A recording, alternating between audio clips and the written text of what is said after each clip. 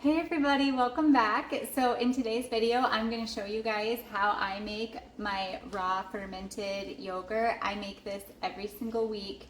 It is one of the easiest things that I make for the week, but we are a raw milk state. Yay! I know everybody's not, but we are. And so I get a gallon of raw milk each week from the farm. And anyways, I'm going to show you guys how I had a lot of people ask me how to make this. And so I thought, I'll just make a video instead of trying to explain it through messaging and texting. I'm just a better communicator with talking.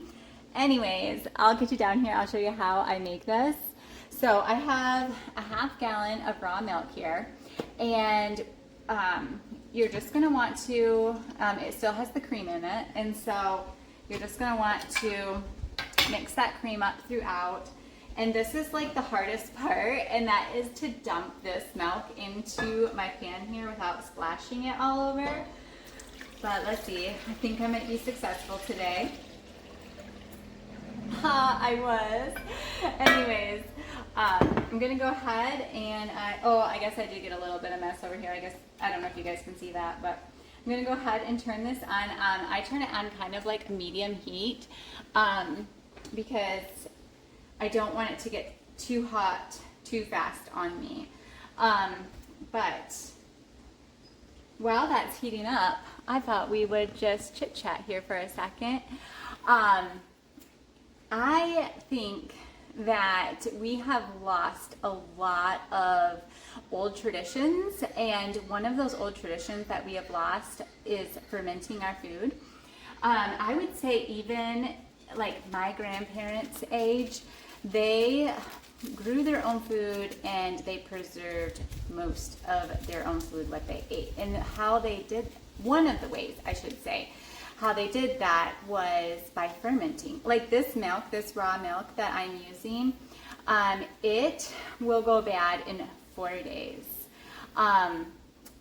So that is one of the reasons why I make yogurt every single week, is because before that milk goes bad, if I ferment this and make a yogurt out of it, then that yogurt is good for a very long time.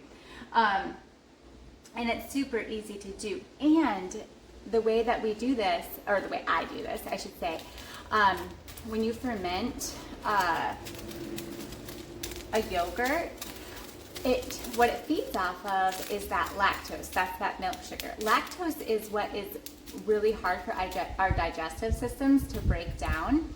And so what's left when you are done fermenting this is just an incredibly probiotic rich yogurt that is lactose free.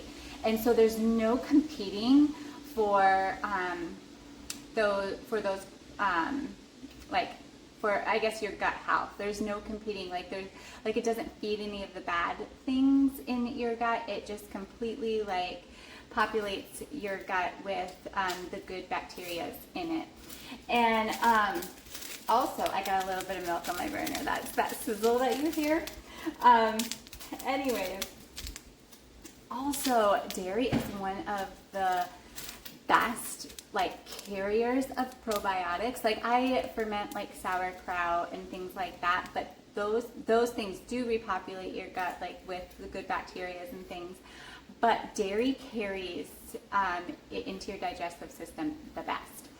So I just have this on this low medium heat, and I am going to bring this milk up to a temperature of 110 and 115. And I'm doing that because after 115, it starts to destroy, the heat starts to destroy some of the enzymes that are found in the milk. And you want those enzymes because it also just makes it a lot easier to digest. So I'm going to be using this handy dandy thermometer here. It's not nearly ready. I just kind of wiggle my finger in there, and once it starts getting a little bit warm, that's when I start kind of checking it. So anyways, what you're gonna want to add to your milk once it reaches the temperature between 110 and 115 is just a plain yogurt, a yogurt that says on it live and active cultures. I'm just trying to find where I know it says it. I just got to find it for you guys. Okay, right here. Do you see where it says, try to get that to focus in, live and active cultures right there? That's what you need. You are going to want to find a yogurt that has live and active cultures in it. And also you're going to want a yogurt that like doesn't have any additives in it. This is a really good one. All it is it just has all of those like probiotic strains.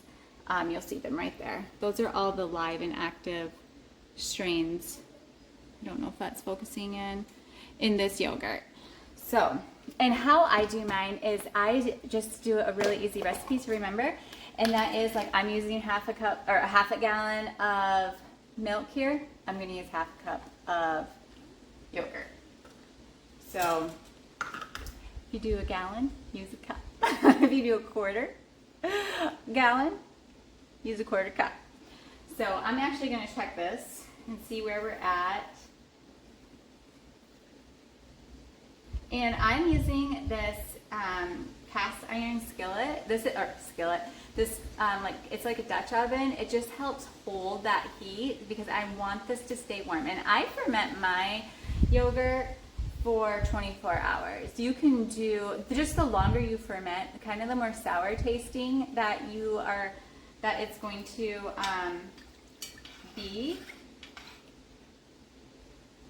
But I like to ferment mine for the 24-hour mark, and then like when we don't eat this just plain, I add like honey and cinnamon or like fruit, things like that. I'll make like overnight oats and use this. All right, so I am at 112 degrees. It did say 112. So I'm going to remove that from my heat because I don't want it to heat up anymore. And I'm going to go ahead and I'm going to get, so you guys can see what I'm doing. Get this half cup of yogurt here.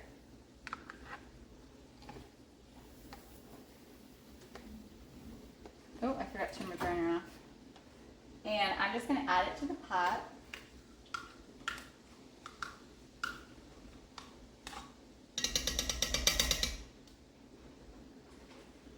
And then I'm just going to take this spatula. Actually, I just want something with slats in it. And I'm just going to make sure that all of that yogurt gets dissolved throughout. Like you can see, I'll try to move it over here, just not on the burner. You can see like I don't know if you guys can see I still have some clumps in there. I'm just going to want to keep stirring and stirring until all of those clumps, just so that yogurt is like throughout.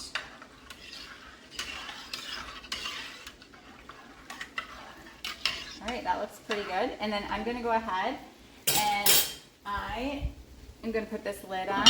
And then for insulation, I just have a bath towel here. I am just going to wrap this up. This pot is going to help just keep all that heat sealed in here.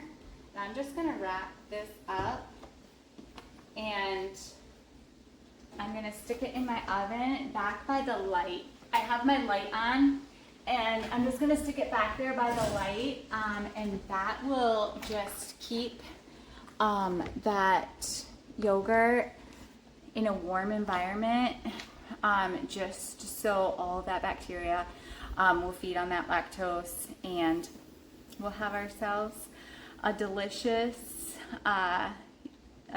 yogurt. And this is a perfect way to make it. You can make it like in your Instapot or something like that, but I don't have anything like that, so this is a complete no equipment required. If you got a pot and an oven with a light and a towel, you're good to go. And I'll show you guys the consistency of this yogurt tomorrow, because it takes I like to ferment mine for 24 hours.